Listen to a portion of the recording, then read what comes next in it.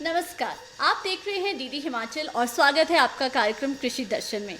इस कार्यक्रम में हम आपकी मुलाकात कराते हैं कृषि विशेषज्ञों से और उनसे लेते हैं महत्वपूर्ण जानकारियां जो हम सभी के लिए बहुत ही लाभकारी होती है।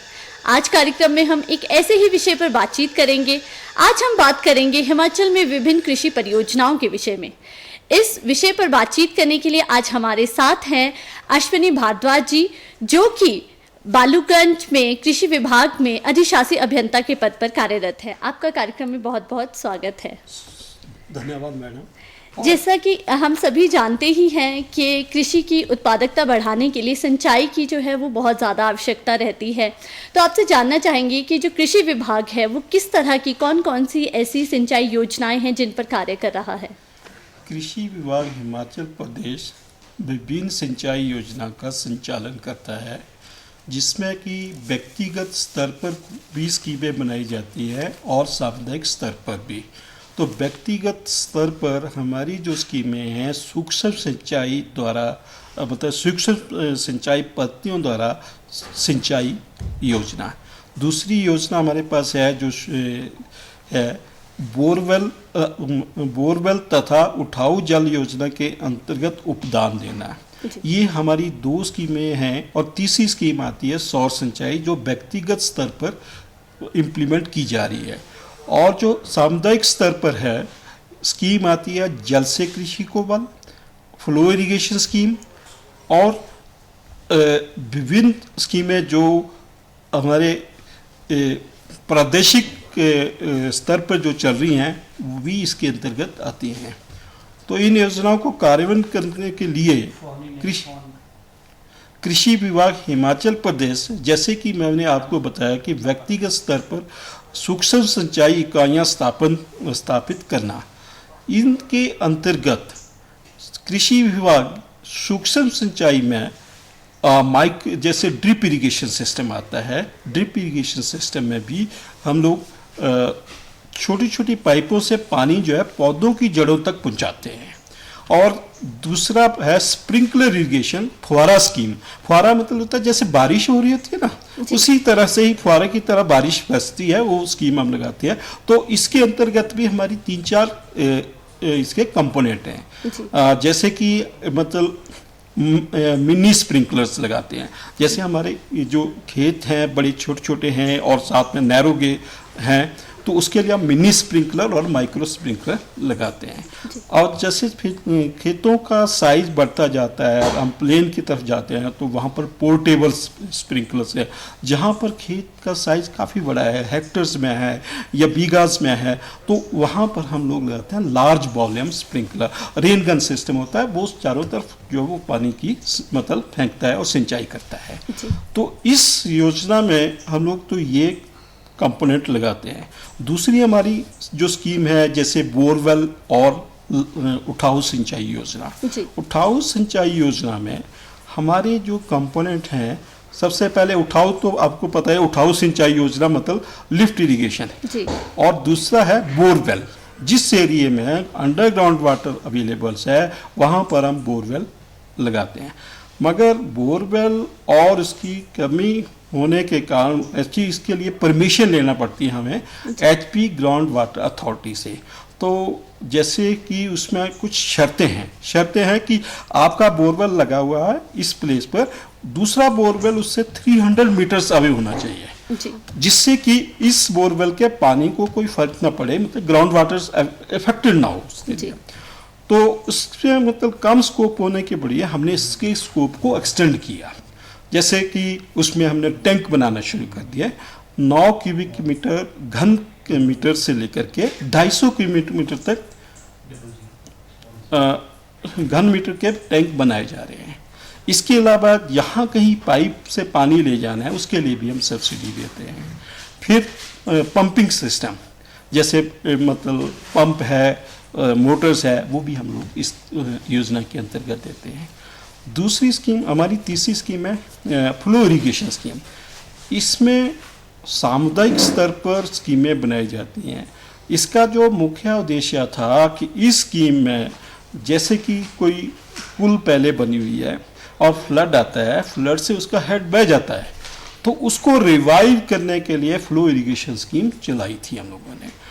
पर अब इसमें देखा हम लोगों ने कि फ्लो इरिगेशन में भी स्कोप ऑफ वर्क जो अब इसको एक्सटेंड करने का चाहिए, तो इसमें हमने क्या कर दिया, कम्युनिटी माइक्रो इरिगेशन जोड़ दी कि कम्युनिटी में अगर कोई सूक्ष्म सिंचाई वो लगाना चाहता है वो भी लगा सकता है, या कोई बोरवेल लगाना चाहता है कम्युनिटी में वो भी लगा सकता था। इसमें अगर कुआं बनाना चाहता है तो कुआं का भी स्कोप इसमें रखा गया है। तीसरी स्कीम है जल से कृषि को बल। जल से कृषि को बल में जैसे आपने कहा कि सिंचाई तो हम कर रहे हैं, सिंचाई के लिए पानी का होना जरूरी है और पानी को इकट्ठा करना है। इकट्ठा करने के लिए क्या चाहिए, हमें डैम चाहिए, जो नदी वैसे पानी बह के जा रहा है उस पानी को इकट्ठा करके उसको उठाया जा सकता है, या फ्लो से हम खेतों में ले जा सकते हैं। सेकंड इसमें यह है कि कहीं पर पानी आपकी डिफरेंट अपर लेवल पे अवेलेबल्स है, उस पानी को हम ट्रांसपोर्ट इसके थ्रू ट्रांसफर, पाइप के थ्रू ट्रांसफ़र करके उसको पानी के टैंकों में भर लेते हैं, वो भी कम्युनिटी लेवल पे हम बनाते हैं इसमें। जी, यहाँ मैं आपको रोकना चाहूँगी सर। मैं अपने दर्शकों को बताना चाहूँगी कि ये फ़ोन इन कार्यक्रम है हमारा। अगर आप हमसे जुड़ना चाहते हैं तो हमारे नंबर नोट कर लीजिए, आप हमें कॉल कर सकते हैं। हमारे नंबर हैं 017728000178 और 28000177। आप हमें इन नंबर पे कॉल कर सकते हैं और हमारे जो विशेषज्ञ हैं उनसे जो भी जानकारी आप लेना चाहते हैं सिंचाई के विषय में, विभिन्न परियोजनाओं के विषय में जिस पर वो बात कर रहे हैं, जो योजनाएं चल रही हैं उनके विषय में आप हमसे बातचीत कर सकते हैं। जी सर। अच्छा, अब इसके अलावा हम लोग जो जल से कृषि के बल है कि जैसे मतलब कहीं पानी का टैंक बनाना है, या फिर एक आता है आजकल नई टेक्निक चली है कि पॉलीलाइन बिछा दो, बीच में एक खुदाई करिए और बीच में पॉलीलाइन बिछा दो और उससे में पानी इकट्ठा कर सकते हैं। ये भी इसमें प्रोविजन है। इसमें हमने मतलब 50% व्यक्तिगत स्तर पर भी और सामुदायिक स्तर पर भी इसका प्रावधान इस स्कीम के अंतर्गत रखा हुआ है। जी। एक हमारी जो महत्वपूर्ण योजना चल रही है वो है सौर सिंचाई योजना। सौर सिंचाई योजना जो है पहले प्रदेश सरकार द्वारा 18-19 से आरंभ की गई थी, फिर अब 20-21 से इसको गवर्नमेंट ऑफ इंडिया, भारत सरकार की एक स्कीम आई है PM कुसुम, उसके साथ इस स्कीम को जोड़ा गया है।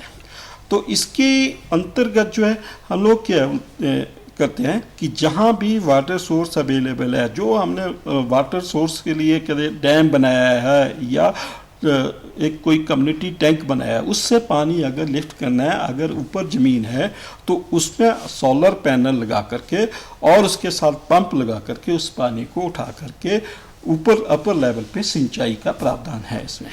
तो एक बहुत ही मतलब फ़ायदेमंद योजना है क्योंकि इसमें बिजली का खर्चा नहीं आता।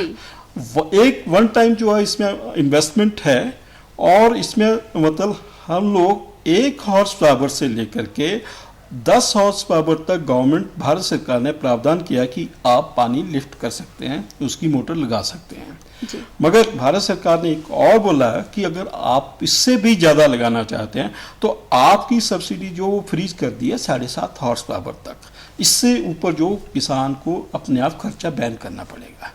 तो इस योजना का भी अभी प्रदेश में चल रही है और इस साल अभी तो इतना इसको पिकअप नहीं कर पाई है, पर मुझे होप है कि नेक्स्ट ईयर से ये ज़्यादा पिकअप कर पाएगी ये योजना। तो ये तो थी हमारी मतलब सिंचाई की योजनाएं। जी। तो इसके बारे में जैसे आप बात कर रहे थे कि इसमें क्या सब्सिडी होना चाहिए क्या, तो जितनी भी इंडिविजुअल स्कीमें हैं जैसे सूक्ष्म सिंचाई है, सूक्ष्म सिंचाई में किसी ने ड्रिप लगवानी है, स्प्रिंकलर लगवाने हैं या रेन गन लगवानी है, 80% सब्सिडी का प्रावधान है। और इसके अलावा आपने वहाँ पर कि पानी का सोर्स लगाना है उसके लिए 50% सब्सिडी का प्रावधान है। जी। अब जैसे टैंक बनाना, आपने टैंक का भी एक डिपेंड करता है कि टैंक किस साइज का होना चाहिए। साइज जो होता है टैंक का डिपेंड करता है कि आपका क्रॉपिंग पैटर्न सिस्टम क्या है, पहले क्या था और आप उसको चेंज कर रहे हैं, उसकी वाटर रिक्वायरमेंट निकाली जाती है। और उसके बाद उसको देखा जाता है कि वाटर अवेलेबिलिटी कितनी है, कितना पानी हमें मिल रहा है, उसके हिसाब से हम टैंक का साइज जो है फिक्स कर देते हैं। हमारे पास 9 क्यूबिक मीटर से लेकर के 9,000 लीटर से लेकर के 2.5 लाख लीटर के टैंक बनाने के लिए प्रावधान है, जिसमें हम 50% सब्सिडी देते हैं फार्मर को। जी। इसके अलावा अगर कोई ऐसा होता है कि दूर दराज के क्षेत्र से पानी लाना है और उसके लिए पाइप चाहिए, तो उसके लिए भी 50% इसका प्रावधान है सब्सिडी का। जी।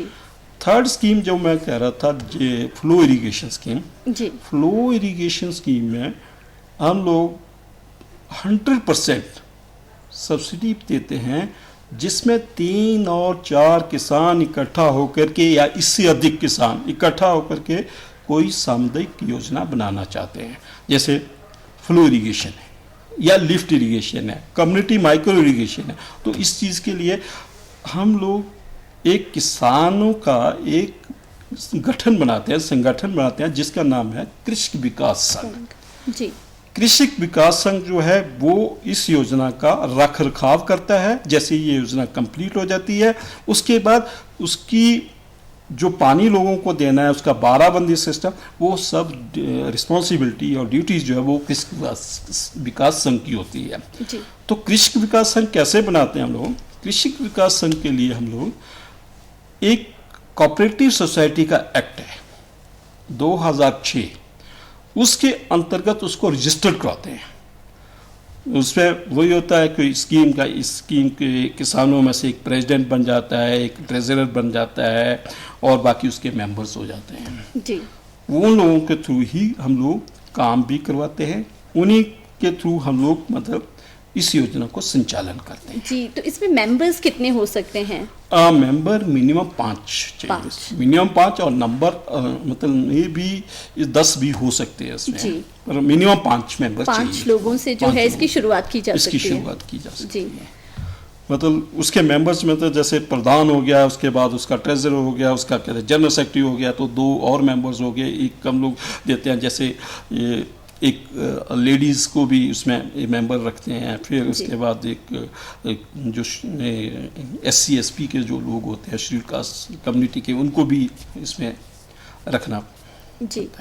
तो जो इससे लाभ प्राप्त होता है, क्या वो संघ में ही रहता है, या ये जो है हम कह सकते हैं कि फ्री ऑफ कॉस्ट होती है, जो जिस तरह से इससे आगे जो लाभ मिलता जाएगा वो सभी में बंटता जाएगा? इसका ऐसा है कि जहाँ तक कंस्ट्रक्शन का संबंध है वो फ्री ऑफ कॉस्ट है। जी। उसका सारा खर्चा जो है वो सरकार वहन करती है। उसके बाद एक ऐसा हमने स्कीम में 10% स्कीम में प्रावधान रखा है कि गवर्नमेंट अपनी तरफ से उनके नाम से एक मतलब FD बना देती है। जी। जब भी कहीं स्कीम में कोई रिपेयर का काम करना है तो 10% जो वो अपना शेयर फार्मर इकट्ठा करेंगे वो डालेंगे।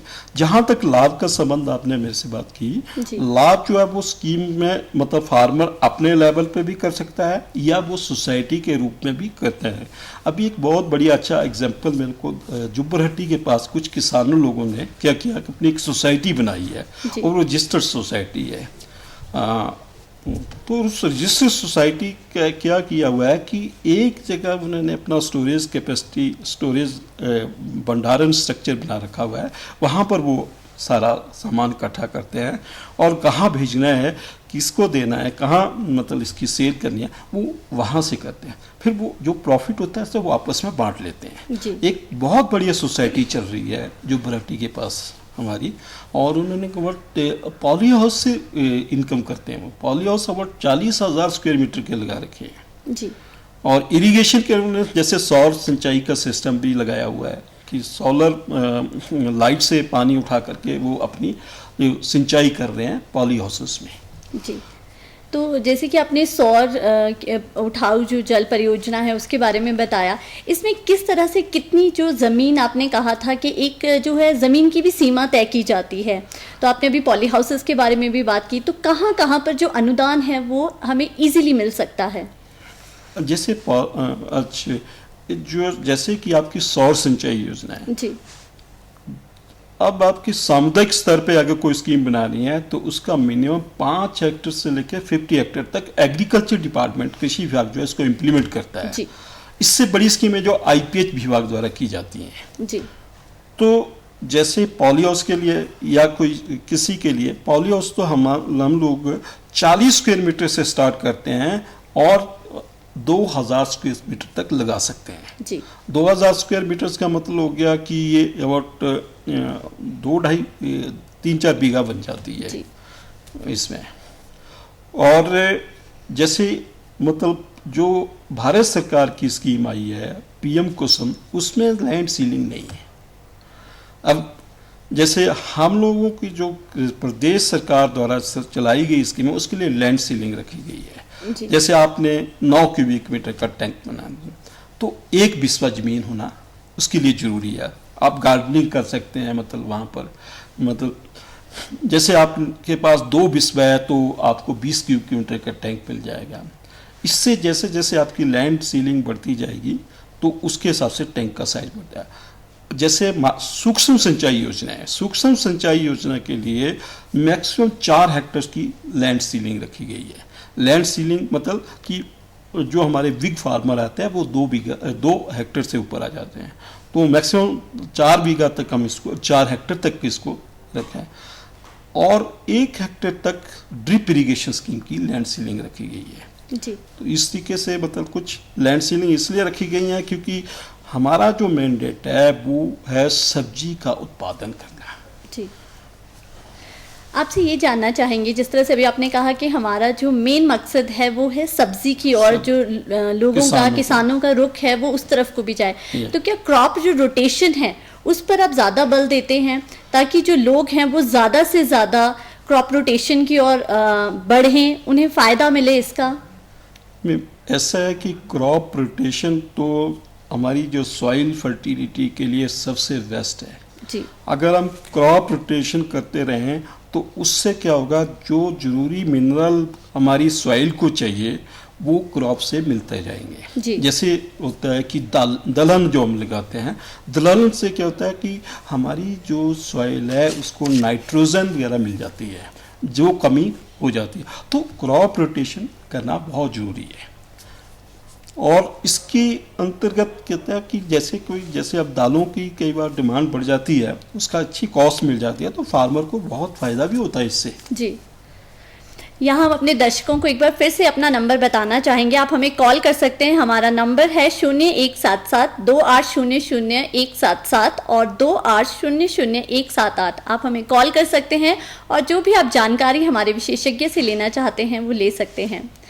जी, हम बात कर रहे थे कि किस तरह से, जो आपने बहुत सारी हमें योजनाओं के बारे में बताया है, सिंचाई योजनाओं के बारे में, यदि कोई भी किसान इन योजनाओं का लाभ उठाना चाहता है तो उसे आवेदन कहाँ करना होता है? इसके लिए जैसे कि सामुदायिक स्तर पर योजना बनानी है तो सबसे पहले उसको पंचायत में एक पंचायत रेजुलेशन डालना पड़ेगा। एक एप्लीकेशन वो पंचायत में देगा, वो पंचायत रेजुलेशन वहाँ से लेकर के वो हमारे विभाग में फील्ड लेवल के ऊपर उप मंडलीय भू संरक्षण अधिकारी हैं या उनके जेई या एडीओ, उनके भी कुछ सेक्शन हैं, वहाँ पर वो अपना एप्लीकेशन दे सकता है। और उस स्कीम के जाकर के जो हमारे लोग हैं देखेंगे वो टेक्निकली फिजिबल है स्कीम की नहीं है। अगर वो टेक्निकल फिजिबल है तो उस स्कीम के वो हम लोग एस्टीमेट बनाते हैं और उसकी रेवेन्यू रिकॉर्ड भी इकट्ठा करते हैं। रेवेन्यू रिकॉर्ड्स में आता है जमाबंदी, उस ज़मीन की जमाबंदी चाहिए, ततीमा चाहिए। उससे ये पता लगता है कि इस किसान की कितनी लैंड है जो इस योजना के अंतर्गत आ रही है। इस योजना के अंतर्गत फिर उसको मतलब कितनी वाटर रिक्वायरमेंट की जरूरत है, क्या वो लगाता है आज और वो क्या चेंज करना चाहता है। तो सबसे पहले हम लोग क्या करते हैं कि जो भी एप्लीकेशन फॉर्म होता है वो हमारे सॉइल कंजर्वेशन ऑफिसर्स के पास आना चाहिए।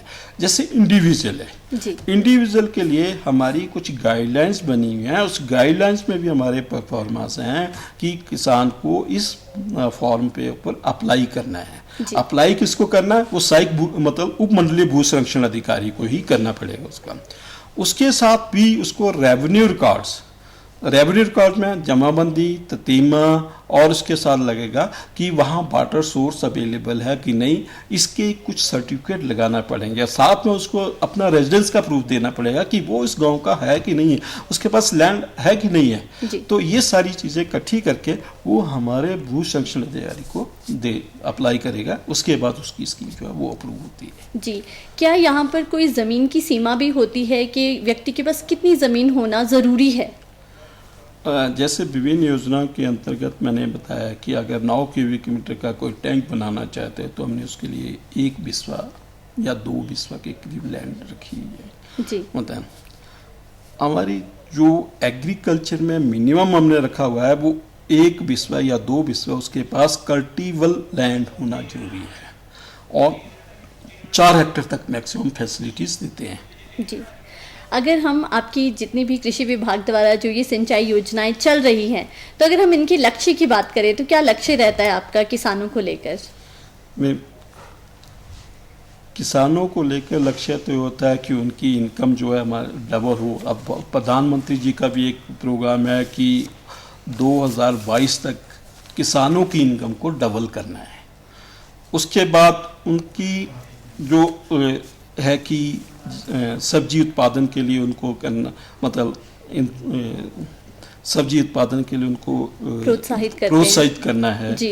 और प्रोत्साहित के साथ साथ है कि उनकी कदे पैदावार भी बढ़े और पैदावार के साथ उनका लाइवलीहुड में भी चेंज आए, मतलब वो एक मेन इसका होता है जी।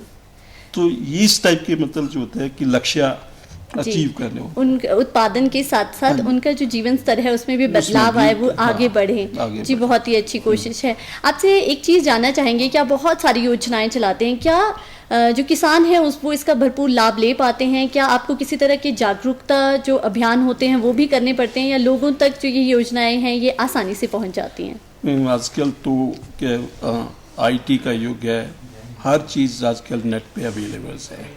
पढ़ा लिखा किसान तो वहाँ से देख लेता है जी। इसके अलावा भी हम लोग क्या करते हैं कि किसान मेला मतलब ऑर्गेनाइज करते हैं। किसानों का एक जहाँ पर किसानों को हम पैम्पलेट भी बांटते हैं, अपनी स्कीमों के बारे में बताते हैं, किसानों की संगोष्ठियाँ करते हैं, उसमें अपनी स्कीमों के बारे में बताते हैं कि ये स्कीमें विभाग चला रहा है, अगर कोई फार्मर इसमें इंटरेस्टेड है वो अप्लाई कर सकते हैं। मतलब तो इस तरीके के वेरियस प्रोग्राम्स हमारे आपके टीवी के माध्यम से भी, रेडियो के माध्यम से भी मतलब इस प्रोग्राम को हम बताते हैं। जी, बहुत तरह के आप कैंप्स लगाते हैं। जी, आपने जैसा कहा कि जो तो पढ़ा लिखा किसान है वो तो IT के माध्यम से, डिजिटल युग है तो उसे सारी जानकारी मिल जाती है, लेकिन कुछ एक लोगों के लिए जो है आपको वो कैंप्स भी लगाने पड़ते हैं गांव में। तो किस तरह का लोगों का रिएक्शन रहता है? क्या वो आगे बढ़ते हैं? जो किसान हैं वो इन योजनाओं के प्रति अपना रुझान दिखाते हैं? निश्चित इसमें रुझान दिखाते हैं निश्चित रूप से, और फार्मर जो एक्चुअल में फार्मर है वो तो बहुत ही इंटरेस्ट लेते हैं। अब जैसे मैंने आपको एग्जांपल दिया था, आपको जुब्बरहट्टी का एक पटीना गांव का है, उन लोगों के बीच में एक पढ़ा लिखा किसान चला गया, उसने यूथ को इकट्ठा कर दिया वहाँ पर। यूथ को कहे कि आपको सर्विस सेक्टर में तो सर्विस मिलती नहीं आजकल, तो आप लोग इकट्ठा होइए और इसमें आप इन्वेस्ट करिए। तो उस वजह से देखते हैं कि किसान लोग अपने बहुत आगे आ रहे हैं। और भारत सरकार ने, और भारत सरकार के नाबार्ड की तरफ से भी कई प्रोग्राम चले हुए हैं। जैसे नाबार्ड की FPO बनाओ, कहते हैं किसानों का समूह बनाओ, और वो लोग आकर के मतलब इन सारी योजनाओं को एक सामुदायिक स्तर पर इम्प्लीमेंट भी करें और इसको मतलब इस फायदा भी उठाएं इसका। जी। इस तरीके के बहुत से प्रोग्राम हैं, नाबार्ड है, कई प्रोग्राम चले हैं। इवन RD डिपार्टमेंट भी इरिगेशन से रिलेटेड कुछ काम कर रहा है। जी, आप आज कार्यक्रम में आए और हमें इतनी अच्छी, इतनी महत्वपूर्ण जानकारी दी सिंचाई को लेकर। मुझे उम्मीद है जो हमारे बागवान भाई बहन या जो कृषक वर्ग है जो भी इसे देख रहे हैं वो इसका भरपूर लाभ उठाएंगे। आप कार्यक्रम में आए इसके लिए आपका बहुत बहुत धन्यवाद। धन्यवाद। किसान भाइयों को भी मेरी तरफ से धन्यवाद। आज कार्यक्रम में बस इतना ही। हमें दीजिए इजाजत। नमस्कार।